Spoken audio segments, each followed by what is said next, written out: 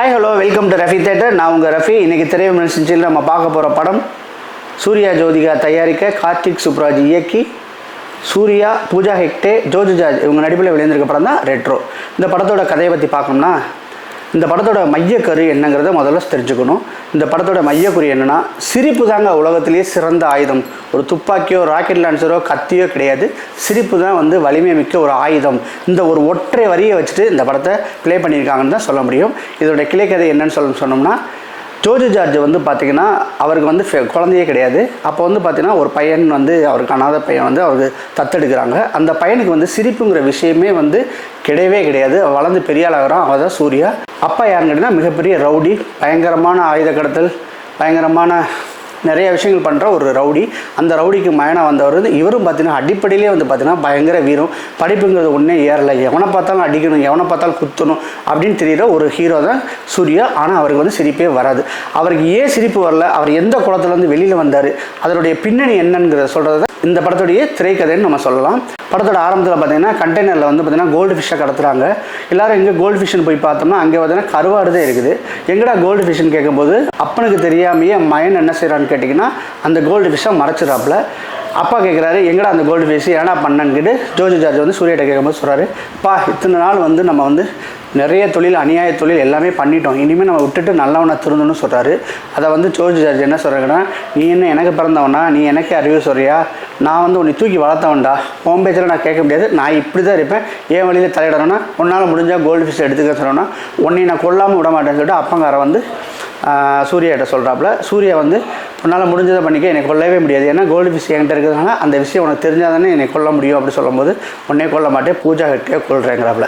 இதுக்கு நடக்கிற ட்ராவல் தாங்க அந்த படத்துடைய கதை.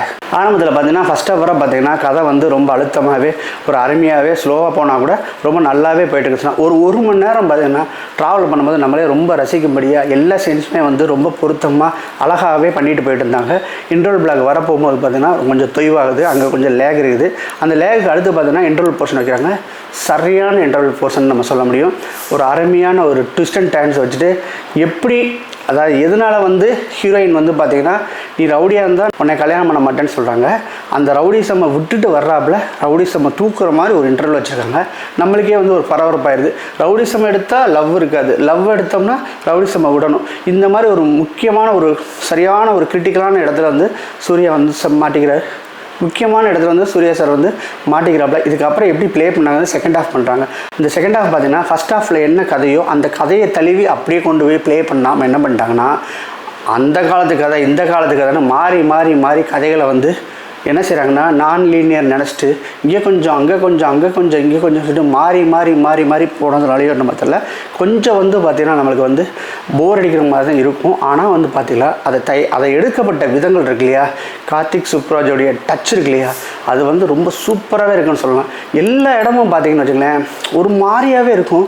சினிமோட்டோகிராஃபி அவங்க என்ன பண்ண போகிறாங்கன்னு சொல்லிட்டு கான்செப்ட் வைஸ் பார்த்திங்கன்னா அங்கங்கே ஜம்படிச்சு போயிட்டுருக்கிறாரு. நம்மளுக்கு போர் அடித்தா கூட அதை எடுக்கப்பட்ட விதம்னு ஒன்று இருக்கு இல்லையா, அது ரொம்ப தரமாகவே இருந்துச்சுன்னு நம்ம சொல்ல முடியும். எப்படின்னு சொல்கிறேன்னு கேட்டிங்கன்னா, அந்தமான்கிற ஒரு தீவில் பார்த்திங்கன்னா பூஜா ஹெக்டே இருக்காங்க. ஜெயிலில் சூர்யா இருக்கார். ஜெயிலேருந்து பார்த்திங்கன்னா தப்பிச்சு அந்தமானுக்கு போயிட்டு அந்த லவ்வரோட போய் சேரணும், அந்த கான்செப்டில் போகிறேன் நான் திருந்திட்டேன் அப்படின்னு சொல்லிட்டு அங்கே போய் என்ன செய்கிறாங்கன்னா, அந்த ஊரில் ஒரு தீவில் உள்ள எல்லாருமே பார்த்திங்கன்னா சிரிப்புங்கிறத மறந்துட்டு போய் ஒரு அடிமைகளாக கொத்தடிமைகளாக வாழ்ந்துக்கிட்டு இருக்கிறாங்க. ஸோ அங்கே பார்த்திங்கன்னா அந்த புரட்சியை சம்மந்தப்பட்ட அங்கே அந்த தீவில் பார்த்திங்கன்னா புரட்சி சம்மந்தப்பட்ட விஷயங்கள்லாம் நடந்துக்கிட்டு இருக்குது.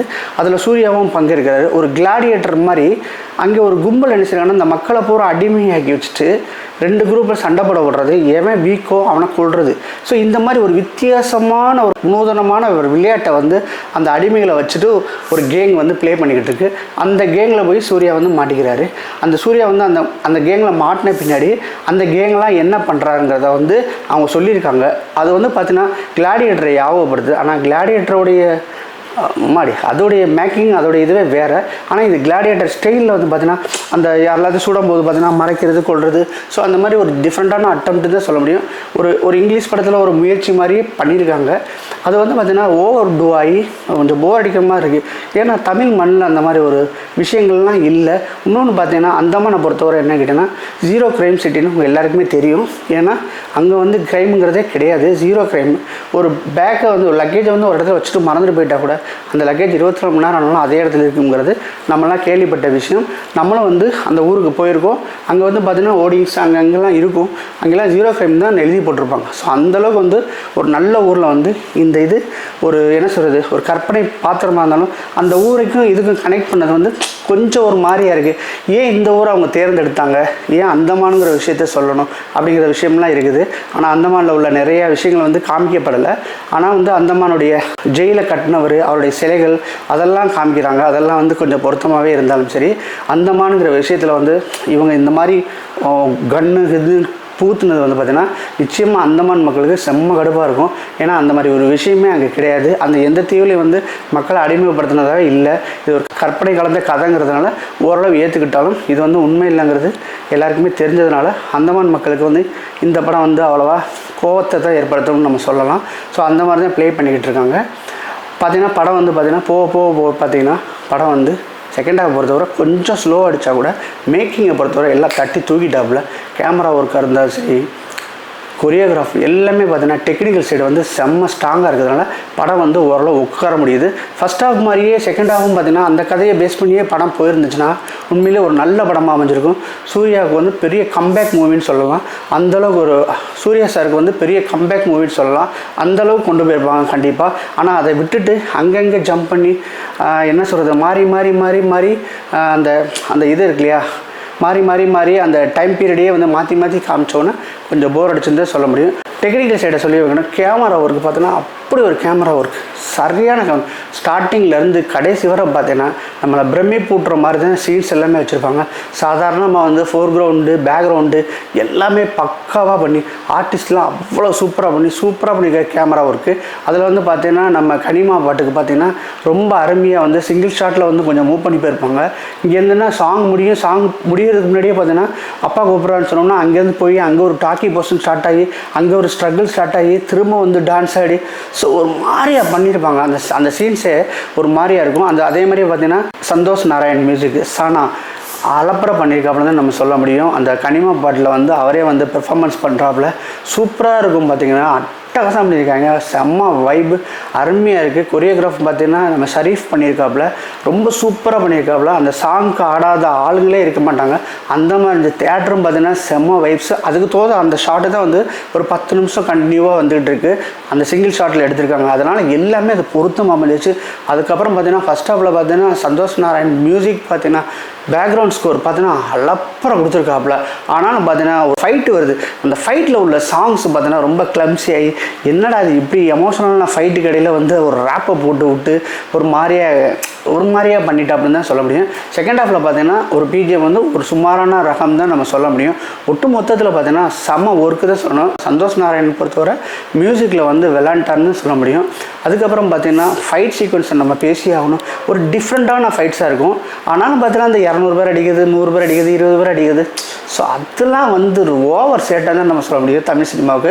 இருந்தாலும் என்ன செய்யுது, ஹீரோ மாசான ஒரு ஹீரோ சூர்யா சார், அவரை வச்சுட்டு எப்படி ப்ளே பண்ண முடியுமோ அதை மட்டும் ப்ளே பண்ணியிருக்காங்க. ஒட்டு மொத்தத்தில் வந்து பார்த்தீங்கன்னா இந்த படத்தை கமர்ஷியலாக ஹிட் பண்ணணுமோ இல்லையோ, நான் இதைத்தான் எடுக்க போகிறேங்கிறதுல அவர் வந்து கார்த்திக் சுப்ராஜ் வந்து தெளிவாக எழுதியிருக்காரு, தெளிவாக பண்ணிட்டான்னு தான் சொல்ல முடியும். பூஜா ஹெக்டே பற்றி சொல்லணும்னா செம்ம இதுவரை வந்த பூஜா ஹெக்டே படத்துலேயே வந்து இந்த படத்தில் தாங்க செம்ம பெர்ஃபார்மன்ஸ். ஏன்னா ரைட்டிங்கே வந்து அந்த பொண்ணுக்குள்ள ரைட்டிங்கை அட்டகாசம் பண்ணியிருக்காங்க. நீங்கள் ஹீரோயினாக போட்டு மேக்கப் போட்டு பயங்கர கிளாமர் அது இதில் எதுவுமே பார்க்க முடியாது. ஒரு ஆர்டினரியான பக்கத்து வீட்டு பொண்ணு எப்படி இருக்குமோ அதே மாதிரி அந்த காஸ்டியூம் வைஸ் கூட பார்த்தீங்கன்னா சும்மா வந்து மிடில் கிளாஸ் பொண்ணு எப்படி என்ன ரேஞ்சில் ட்ரெஸ் பண்ணுவாங்களோ அந்த ட்ரெஸ்ஸில் தான் போட்டு விட்டு ரொம்ப அலப்பறை பண்ணியிருக்கேன். அதே மாதிரி ஆக்டிங்கும் சரி தூள் பண்ணிட்டாங்க அந்தளவு இருக்கும். ரெண்டாவது வந்து சூர்யாவுக்கும் பூஜா கிட்ட உள்ள கெமிஸ்ட்ரி பார்த்தீங்கன்னா அவ்வளோ ஒர்க் அவுட் ஆகி சரியான பொண்ணு இந்த பொண்ணு அப்படின்னு சொல்கிற அளவுக்கு வந்து உண்மையிலே சொல்கிறேன் பெரிய ஒரு ஃப்யூச்சர் இருக்குன்னு நினைக்கிறேன் இந்த படத்துக்கு. அப்புறம் நம்ம முகமூடியில் பார்த்தா சும்மா வந்துட்டு போச்சு. இடையில பீஸ்ட்டு 2-3 படம் பார்த்திங்கன்னா ரொம்ப எரிச்சலாக இருக்கும், ஏன்டா வந்துச்சுன்னு சொல்லிட்டு. இந்த தெலுங்குக்கு பிஸ்னஸ்க்குன்னு இது போட்டாலும் கூட இந்த பொண்ணு வந்து தமிழ் பொண்ணையும் அடித்து தூக்கி சாப்பிட்ற அளவுக்கு ரொம்ப அலப்பறை பண்ணிச்சுன்னு சொன்னேன். பூஜா ஹெக்டேவை பொறுத்தவரை இந்த படத்தில் பாஸ் மார்க் வாங்கிடுச்சுன்னு சொல்ல முடியும். ஒட்டு மொத்தத்தில் வந்து பார்த்திங்கன்னா ஒரு எப்படி சொல்கிறது, கங்குவா மாதிரி இந்த படம் வந்து பெரிய பிரச்சனையில் மாட்டாமல் சுமூகமாக வெளிவந்துச்சு. உண்மையிலே சொல்கிறேன் படத்தை வந்து தியேட்டரில் பார்க்க வேண்டிய மூமெண்ட்ஸு நிறையாவே இருக்குது. அதை அலப்பறையாக சொல்லியிருக்கான்னு சொல்ல முடியும். ஒட்டு மொத்தமாக இந்த படம் எப்படி இருக்குன்னா கண்டிப்பாக சொல்கிறேன், மஸ்ட் வாட்ச் மூவி கிடையாது, ஆனால் ஒன் டைம் வாட்சபிள் தான் நான் சொல்ல முடியும். மீண்டும் அடுத்த விமர்சனம் சந்திக்கிறேன். அதுவரை பாய். இந்த வீடியோ பிடிச்சிருந்துச்சுன்னா லைக் பண்ணுங்கள், ஷேர் பண்ணுங்கள், கமெண்ட் பண்ணுங்கள். ரஃபி தியேட்டரை மறக்காமல் சப்ஸ்கிரைப் பண்ணிடுங்க, பெல் பட்டனை கிளிக் பண்ணிடுங்க.